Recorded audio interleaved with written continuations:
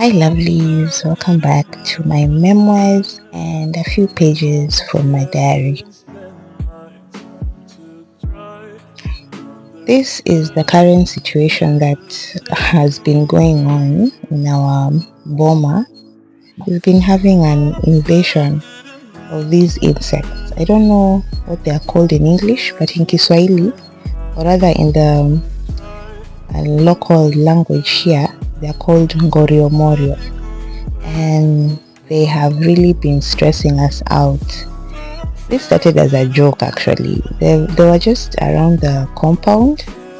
I used to see them once or twice in my last vlog. I remember when the video was starting, I shot I think one or two, and I didn't think it was going to be this serious eventually, but it has progressed to this. So they have invaded the house. They are everywhere. They are on the walls. They are on the floor.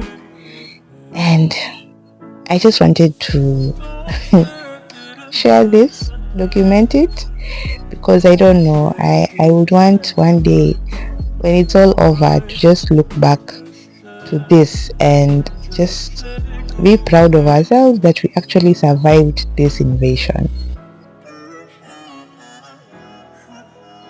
This was day 2 of the invasion, because day 1 they came in very large numbers, somewhere early in the morning, but all of a sudden they just left, they disappeared. And okay, I did not get it on camera, but I was very relieved, because I was told that they usually come, but they usually go on their own. There's nothing much you can do. So I kind of relaxed and I thanked God and all that. Then, yeah, shock on me. This was day 2. They came back and they have been here for the past 4 or so days. So on this day, when we saw them for the second time, we decided to take precaution. Security measures. This is our girl's bedroom. So I thought to myself that I think it's best we put up the nets mapema so that they don't get into the beds. And I closed up all the Nigerian bags, quote unquote. This is where I store their clothes, and this is where I put their extra shoes and stuff that they don't use, because I saw that they were on the walls, so they could easily get into the bags and into those sacks and into the bed. So we decided to put up the net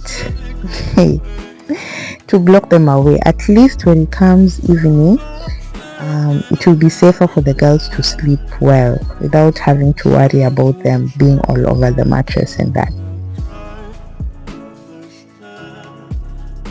This is also a mini house tour. I don't think I need a house tour. I don't have much to show in the house. It's just a simple mud house, and I know it needs a lot of work. We have not completed mudding the walls. They need another coat or two. I need to cover the holes. We need to put up the doors and the windows. So hopefully we will do that. There are some businesses that I am thinking, I've been putting them on hold, but I want to launch them this month, and I hope and pray to God that they pick up so that we can assist each other, me and hubby, to make this a home, to turn this into a home, because it has been our dream for the longest time. And yeah, we know we still need to do a lot, but we will get there. As I told you before, our story is a very it's a very long one, and I was supposed to start from a certain point, but I didn't. So if I tell you the background, maybe you will understand why, even though we are living in this kind of conditions, we really do appreciate what we have right now. Yes, because we know where we are coming from. So hopefully God is going to open up his ways for us.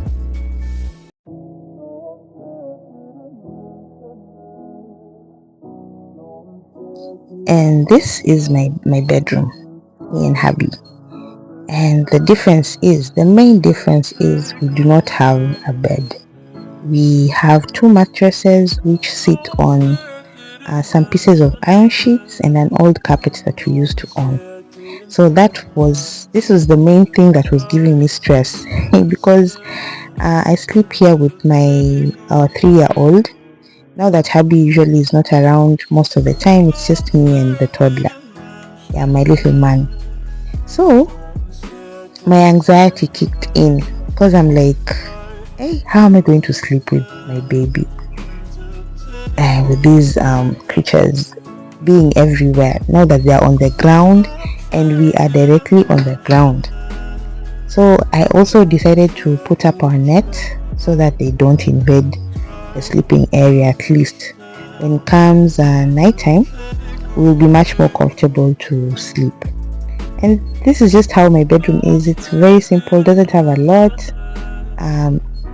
We store our clothes and all our documents and shoes and all that. We try to put them in closed spaces because it's very windy, very dusty, and of course we have a lot of crawlies around. Yes, so we prefer to the Nigerian bags. Sorry, the Nigerian bags work very well for us in this kind of setup. So on this particular day, they were not that many yet. They had just started. So that's why we took up the measures of putting up the nets. This white covered thing is our 55-inch TV in a madhouse, yes.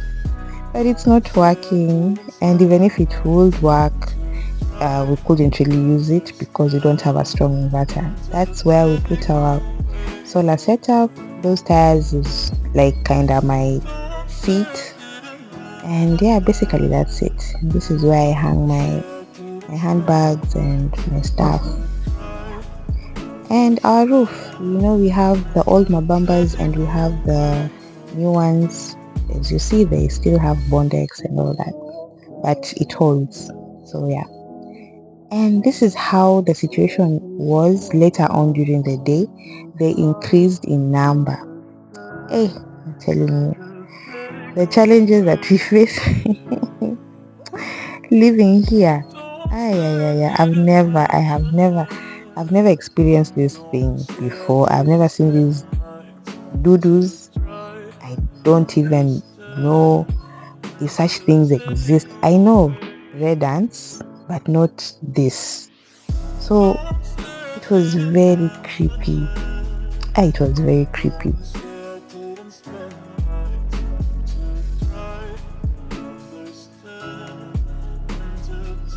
So by around day 4, this was the situation. They were still all over the floors, they were still all over the walls, and they were actually crawling up our mattress. And we were still using the same defense mechanism of the net. I'm telling you, net, just the government funded net imenisaidia sana.